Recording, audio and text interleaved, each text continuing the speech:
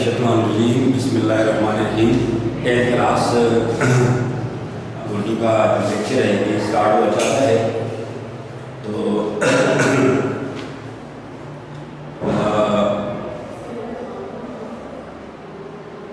इसमें जो है मश्क में मैं आऊँगा सवाल नंबर एक्सरसाइज में सवाल नंबर 5।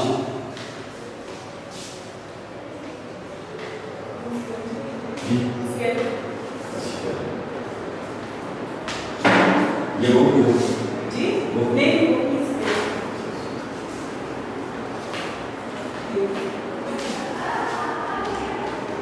अच्छा एक्सरसाइज पे आते हैं। ग्रामर के सवाल आपको बता देता हूँ। मश्क है आसमाना मुझे मेरे दोस्तों से बचाओ। इसमें सवाल नंबर 4-5 पे आते हैं। सदा अंदर जज़ील अल्फाज से मुज़क्कर मुअन्नस होने वाले अल्फाज अलग करके लिखें। सदा मुअन्नस, हालत मुअन्नस, कोल मुज़क्कर, वास्ता मुज़क्कर, जोश मुज़क्कर, तबीयत मुअन्नस, इनकार मुज़क्कर और इसका मतज़ाद होते हैं इकरार, मुलाकात मुअन्नस और नेमत मुअन्नस।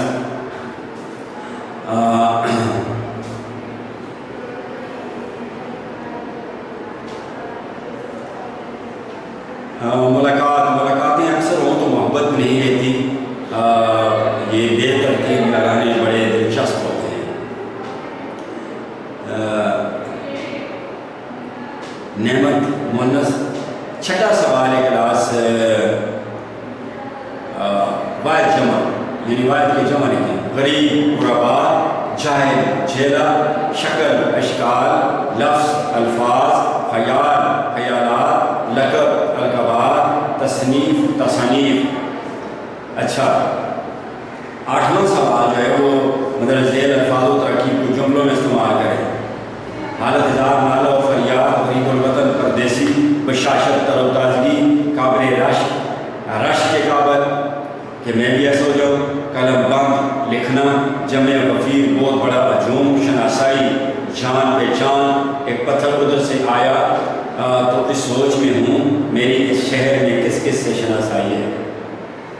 गरीबुल वतन बैठ जाते हैं जहाँ छाँव घनी होती है, आए क्या चीज़ गरीबुल वतनी होती है। इसके अलावा ये क्लास आगे है सवाल नंबर 10। इसमें ज़ेल इबारत को गौर से पढ़ें और बताएं कौन कौन सी तशबीहात इस्तेमाल हुई। ये कहते हुए मिर्ज़ा ऊपर आते हैं दरवाजे को ज़ोर से खोलते हैं कि गोया गोला आके लगा, यानी दरवाज़ा खोलने को गोला लगने से तशबीह दी गई है। आज तक उन्होंने दरवाज़ा खटखटाया नहीं, आंधी की तरह कमरे में दाखिल होते हैं। कमरे में दाखिल होने को आंधी से तशबीह दी गई है। मेरी उनसे दोस्ती बहुत पुरानी है, वो मुझसे भाइयों की तरह मोहब्बत करें। दोस्ती को भाइयों से तशबीह दी गई है। कहते हैं ताम में फिर भी मैं उन्हें छोड़ दूँगा। अच्छा तो ये चंद तशबीह होता है वो किसी चीज़ को किसी ख़ास खूबी की बना पर दूसरी चीज़ के मानद करार देना तशबीह कराता है। किसी चीज़ को किसी ख़ास इंग्लिश में इसको सिंगली कहते हैं। किसी चीज़ को किसी खास से बिना पर दूसरी चीज़ के मानद करार देना जिसमें सिर्फ मुसलमा तौर पर पाई जाए तशबीह कहलाती है। पानी बर्फ़ की तरह ठंडा है, ज़िंदगी है या कोई तूफ़ान है। बच्चे का चेहरा चाँद की तरह चमक रहा था और नदीम का दिन आईने की तरह साफ है। सफाई के अंदर बंदर की सी फुर्ती थी। ये तशबीह की मज़ीद मिसालें हैं। शेरी मिसाल जिगर में आग, चेहरा गुलाब जैसा है कि ज़ेर गम का नशा भी शराब जैसा है। एक शेरी मिसाल। दूसरी मिसाल नाज की उसके लब की क्या चाहिए, पंखड़ी एक गुलाब की सी है। और तीसरी शेरी मिसाल ज़िंदगी है या कोई तूफ़ान है, हम तो इस जीने के हाथों मर चले। ज़िंदगी को तूफ़ान से तशबीह दी है क्योंकि ज़िंदगी भी अच्छा खासा परेशान करती है, इंसान को तबाह कर देती है। और तूफ़ान जो है सब कुछ उड़ा कर देता है, पुलट कर देता है। तूफ़ान में दरख्त है, जड़े ऊपर की मानद और दरख्त नीचे की मानद होते हैं, जड़े आसमान की तरफ उठी हुई होती हैं। तो ये इस آگے اگلا چیپٹر ہے کلاس، ایک کہانی بڑی پرانی، یہ افسانہ ہے حاجرہ مسرور کا. اور حاجرہ مسرور جو ہے، حاجرہ کا مطلب ہے دوپہر کا وقت. حضرت اسماعیل علیہ السلام کی والدہ کا نام. مسرور کا مطلب ہے خوش، شادمان. اور ولادت ہے 1929 1929 اور وفات 2012 میں. حاجرہ مسرور اس جہان فانی سے کوچ کر دی. بر صغیر کا مطلب ہے چھوٹا بر اعظم.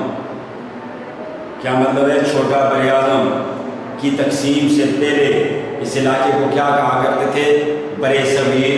نیپال اور بھوٹان بھی اس علاقے کا ایسا تھا، اور کسی وقت سری لنکا بھی اس علاقے کا ایسا تھا.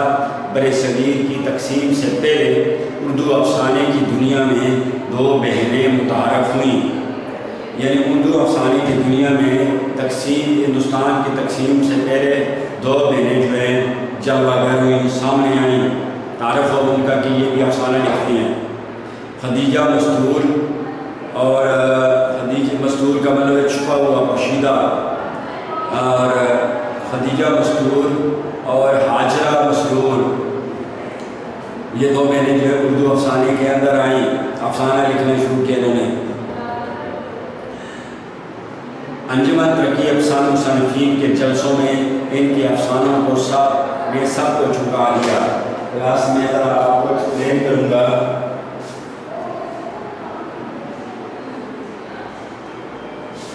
ادب.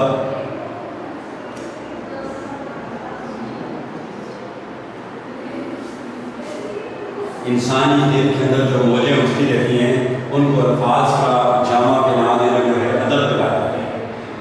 انسان کے خیالات، احساسات اور جذبات کو منفرد اور انوکھے انداز میں پیش کرنے کا نام ادب ہے. منفرد اور انوکھا انداز ہوتا ہے وہ کیا ہے؟ داستان، ناول، افسانہ، ڈرامہ، یہ وغیرہ مختلف اور انوکھا انداز.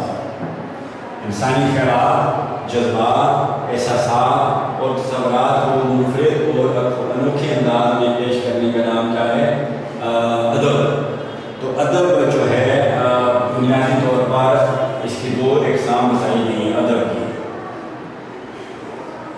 ادب برائے ادب، آرٹ فار آرٹ،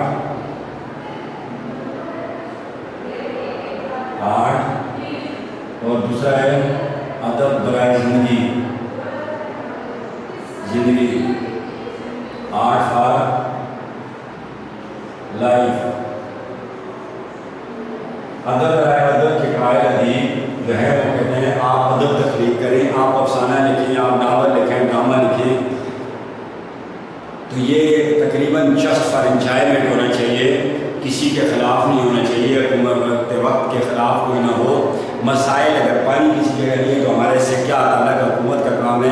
اگر کسی کو بجلی میسر نہیں تو ہمیں اس سے کیا تعلق؟ ہمارا کام تو لکھنا ہے. وہ گورنمنٹ کا کام ہے، ڈسٹرکٹ گورنمنٹ کا کام ہے، یونین کونسل کا کام ہے، اور موضع کا کام ہے وہاں کے ڈپٹی کمشنر، ڈی آئی جی. اگر جرائم میں اضافہ ہو رہا ہے تو ہمیں اس سے کیا تعلق؟ وہ ایس پی جانے، ایس ایس پی جانے، ڈی آئی جی جانے، پولیس کا محکمہ جانے. تو اس کے قائل یہ کہتے ہیں ادب ہے لائف کے، ادب ہے زندگی کے عزیز ہوتے ہیں. آرٹ آف لائف کے تو کہتے ہیں معاشرے میں پائی جانے والی جو بھی بدنظمی ہوتی ہے، اگر ہمسائے کے ساتھ نارواز شروع کرتا ہے، گرمی بہت زیادہ ہے اور بجلی جا رہی ہے بار بار، لوگوں کا جینا 2 بار ہو چکا ہے، صاف پانی نہیں ملتا، پرافضا جو فضا ہے وہ پرافضا نہیں ہے. اس کے علاوہ عدلیہ ٹھیک ٹھاک کام نہیں کرتی، فیصلے وقت پر نہیں ہوتے، اور لوگوں کو انصاف نہیں ملتا. اس کے علاوہ ووٹر یہ جو پالیٹیشنز ہیں یہ ووٹ لے کر چلے جاتے ہیں، واپس جو وعدے کرتے ہیں واپس آ کر عوام کا پوچھتے بھی نہیں ہیں. تو یہ جب تک ادیب اس کو ہائی لائٹ نہیں کریں گے، اخبار کی زینت نہیں بنائیں گے، کتابوں کی زینت نہیں بنائیں گے، کالم نہیں لکھیں گے، حکومت کے جو کانوں کو کھولیں گے نہیں اپنی مضامین کے ذریعے، تو کیسے جو ہے حکومت ہم بات سنیں گی عوام کو، اور عوام اسی طرح ظلم کی چکی میں پستے رہیں گے. لہذا ادب کا زندگی سے چوری کاموں کا ساتھ ہے. لہذا ادیب کو چاہیے کہ معاشرے میں پائی جانے والی یا ملکی سطح پر جو بھی ادارہ ٹھیک طریقے سے کام نہیں کرتا تو اس کے خلاف لکھا جائے تاکہ عوام کا شعور بیدار ہو جائے کیا جائے، اور اس کے علاوہ اس ذمہ داروں کو اس بات کا احساس دلایا جائے کہ آپ کی ذمہ داری جو ہے پوری نہیں کر رہے آپ اپنی ذمہ داری، اور آپ جو آپ کے انڈر ہوتے ہیں جن کی ذمہ داری آپ کے ذمہ سونپی جا رہی ہے وہ بڑے سخت مشکلات میں ہیں، یہ کہتے ہیں۔ 1935 میں لندن کے ایک ہوٹل میں بیٹھ کر ہندوستانی ادیبوں نے اس کی بنیاد رکھی تھی، ایک تنظیم کی بنیاد رکھی تھی، تو اس تنظیم کا نام رکھا تھا انجمن ترکیب پسند مصنفین۔ یہ جو یونین تھی انجمن ترکیب پسند مصنفین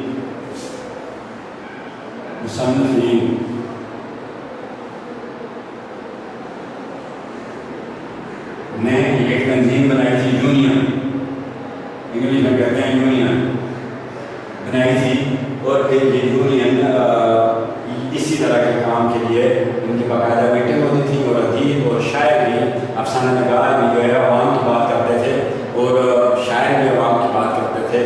تو یہ اس کو انگریزی میں کہتے ہیں پروگریسو موومنٹ، پروگریسو موومنٹ کہتے ہیں اس تنظیم کو، اور اس تنظیم نے یہ بیڑا اٹھایا۔ اس میں فیض احمد فیض، حبیب چالک اور اس طرح کے شاعر تھے جنہوں نے ہر وقت میں، ہر مشکل وقت میں سخت حکومت وقت کے خلاف بھی ان کی غلطیوں کو آشکارا کیا اور ان کے خلاف لکھا۔ ایسے دستور کو صبح بیر ان کو میں نہیں مانتا، میں نہیں جانتا، شعرا آفاق نظر ہے اس کی حبیب چالک کی، اور یہ ہماری زندگی قید میں رہا۔ ان مصنفین کو مختلف ادوار میں جو ہے ان کو سزا بھی ملی حکومت وقت کے خلاف لکھتے ہوئے، لیکن یہ اپنی اس جو اپنا ایک تھا یونین کے پلیٹ فارم سے حکومت وقت کے خلاف لکھتے رہے ہمیشہ۔ تو اس کو کہتے ہیں انجمن ترکیب پسند مصنفین کے جلسوں میں ان کے افسانوں نے سب کو چونکا دیا، حیران کر دیا۔ تو جب یہ دونوں بہنیں افسانہ لکھ کر لے آتی اور یہ انجمن ترکیب پسند مصنفین کے اجلاس ہوتے، ان کی مجلسیں ہوتی اور وہاں پر اپنی اس ادب کے بارے میں بات ہوتی، تو وہ جب افسانہ پڑھتی تو لوگوں کو حیران کر دیتی، کیونکہ ان افسانوں کے اندر عوام کے مسائل جو ہے پیش کیے جاتے تھے، ان کو جو پریشانی ہوتی ہے۔ اس افسانے میں بھی حاجرہ مسرور میں عورت کے ساتھ ہمارے مشرقی معاشرے میں جو ظلم ہوتا ہے اور طلاق جیسا نازیبا اور غیر شائستہ حربہ استعمال کر کے اس سے کسی بھی وقت گھر سے نکال دیا جاتا ہے، تو اس کے خلاف اس نے لکھے اور بڑا خوبصورت لکھا ہے۔ ان میں حاجرہ مسرور اردو افسانے کا ایک معتبر نام ٹھہرا۔ آج خدیجہ مسرور نے کس میں نام کمایا؟ اس نے ناول میں نام کمایا۔ آنگن اس کا ناول ہے جو فرسٹ ایئر کے کورس میں بھی اس میں سے تھوڑا سا شامل ہے، پاکستان کی تقسیم پر لکھا ہوا ناول ہے اس کا، اور وہ ناول کی طرف آ گئی اور اس میں نام کمایا۔ اور حاجرہ مسرور جو تھی وہ جو ہے اردو افسانے میں ترقی کی منزلوں کو چھو گئی، معتبر قابل اعتبار جس پر اعتبار کیا جا سکے، یعنی اعلیٰ معیار کی وہ افسانہ نگارہ ٹھہری۔ حاجرہ مسرور لکھنؤ میں پیدا ہوئے، ہندوستان کا ایک شہر لکھنؤ، دو ادبستان ہیں وہاں پر، ادبستان دلی اور ادبستان لکھنؤ۔ ادبستان دلی جو تھی وہ ان کی شاعری میں ہے، دکھ ہے، درد ہے، لکھنؤ کی شاعری کی شاعری میں واہ ہے، کیونکہ وہاں دولت کی ریل پیر تھی۔ جہاں دلی دارالخلافہ تھا، مختلف وقتوں میں اس پر حملے ہوتے رہے اور یہ لٹتا رہا، تو یہاں غربت آ گئی تھی، اور یہاں کیونکہ ادیب کی جو تحریر ہوتی ہے اس میں اس کی زندگی کے حالات جس سوسائٹی میں رہتا ہے اس کی گہری چھاپ ہوتی ہے، تو وہاں لکھنؤ میں کسی قسم کی کوئی پریشانی تھی، دولت کی ریل پیر تھی، تو وہاں کی شاعروں کی شاعری میں واہ ہے۔ کم عمری میں ہی والد کا سایہ سر سے اٹھ گیا، والد کا سایہ سر سے اٹھنا محاورہ ہے، یعنی بہت ابھی کم عمر کی تھی، چھوٹی سی تھی جب والد صاحب فوت ہو گئے، جس کی وجہ سے پورا گھرانہ مالی مشکلات کا شکار رہا، اور اس وجہ سے پورا گھر جو ہے ان کو مالی پریشانی رہی، غربت اور پریشانی اور اخراجات کا نہ پورا ہونا، تو بڑی مشکل سے ان لوگوں نے اپنی زندگی گزاری۔ ایام پاکستان کے بعد، پاکستان بن جانے کے بعد، ایام پاکستان کے قیام، یہ کیا ہے؟ مرکب اضافی کے بعد یہ گھرانہ، یہ فیملی پاکستان منتقل ہو کر، پاکستان شفٹ ہو کر ایک جگہ سے دوسری جگہ چلے جانے کو منتقل کہتے ہیں۔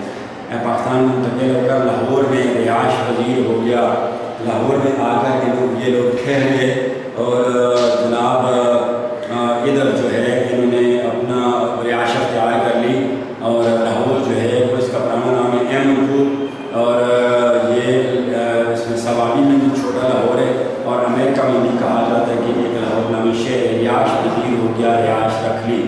کم عمری چھوٹی عمر میں انہیں جن مشکلات کا سامنا کرنا پڑا، جن مشکلوں سے، جن پریشانیوں سے کم عمر میں چھوٹی عمر سے یہ گزری، انہوں نے حاضرہ کی ادبی صلاحیتوں کو پروان چڑھایا۔ ان مشکلات نے، ہر بات کے پیچھے ایک بات ہوتی ہے اور وہی اصل بات ہوتی ہے کہ اگر یہ مشکلات نہ جیتتی چھوٹی سی عمر میں تو ان کی ادبی خوبیاں اتنی ترقی نہ کرتی اور اتنی کامیاب نہ ہوتی جتنا یہ افسانے کی دنیا میں اتنی کامیاب نہ ہوتی اگر انہوں نے یہ مشکلات نہ دیکھی ہوتی، کیونکہ انہوں نے وہ مشکلات دیکھی اور جھیلی، پھر ان کو اپنے ناول کا موضوع بنایا۔ اس لیے جناب یہ ہے کہ ان کی کامیابی کا اس میں بڑا ہاتھ ہے، کامیابی میں بڑا ہاتھ ہے۔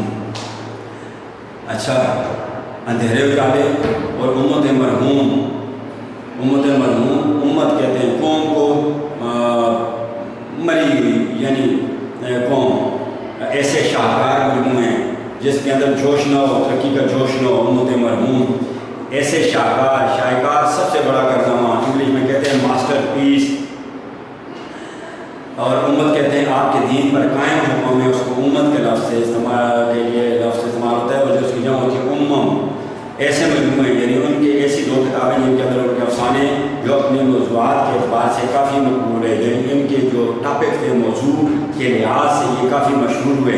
حاضرہ کے افسانوں میں خاموش جذبات ملتے ہیں جو مشرق کی لڑکیوں کا مقدر ہیں، یعنی مشرق میں رہنے والی جو لڑکیاں ہیں ان کے جو مقدر میں جو کچھ ہے وہ سب کچھ حاضرہ کے افسانوں میں پایا جاتا ہے۔ اچھا، ایک عورت ہونے کے ناطے، ایک عورت ہونے کے رشتے سے حاضرہ نے ایسے جذبات کو بڑی خوبصورتی سے لکھا ہے۔ اب وہ چونکہ تھیں عورت اور مشرقی عورتوں کے نصیب میں جو کچھ ہے یہاں پر ان کے جو کچھ شروع کیا جاتا ہے، تو انہوں نے پھر عورت ہونے کے ناطے ان جذبات کو، ان پریشانیوں کو بڑے خوبصورت انداز میں لکھا ہے اور افسانے کی دنیا کو چار چاند لگا دیے ہیں۔ حاضرہ مسعود ترقی پسند تحریک سے بھی متاثر تھی، یہی جو ترقی پسند تحریک ہے، انجمن ترقی پسند مصنفین کی جو تنظیم ہے ترقی پسند تحریک، پروگریسو موومنٹ جو ہے، اس سے بھی وہ بڑی متاثر تھی، اثر لینے والی تھیں، اس سے تعلق رکھتی تھی، اس لیے ان کے افسانوں میں انسان دوستی بھی ملتی ہے اور جبر و استحصال کے خلاف بغاوت بھی۔ اس ان کے افسانوں میں انسان سے بنی ہو، انسان سے محبت بھی ملتی ہے، وہ محبت کی تعلیم بھی دیتی ہیں اور ان کے لیے محبت ہی محبت ہے، ہمدردی ہے لوگوں کے لیے، اور جو ان پر ظلم کیا جاتا ہے، سینہ زوری کی جاتی ہے، ان کے حقوق ان کو جو ہے وہ نہیں دیے جاتے، تو اس کے خلاف سرکشی نافرمانی بھی وہ کرتی ہیں کہ نہیں، ہم اس ایسے دستور کو، صبح بینور کو میں نہیں مانتی، میں نہیں جانتی، یہ بات کرتی ہیں وہ اپنے افسانوں میں۔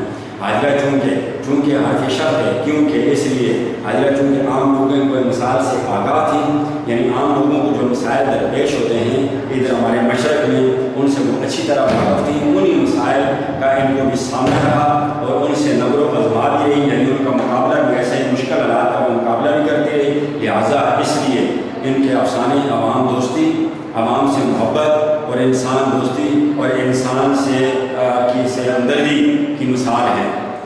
تصنیف جو ہیں اس کی جو کتابیں خاص وہ ہیں، لہٰذا کلاس تابع فعل یعنی متعلق فعل، اسی واسطے اسی لیے تصنیف جو ہیں اندھیرے اجالے، اچھا، کھیل، آئلہ، امت مرحوم، چرکے، چھپے چوری اور تیسری منظر، اور وہ لوگ اور چاند کی دوسری طرف، تو یہ ان کے خاص کلاس جو ہیں وہ کتابیں ہیں۔ اس کے ساتھ ہی آج کا لیکچر اپنے اختتام کو پہنچتا ہے۔ خدا حافظ، پاکستان زندہ باد۔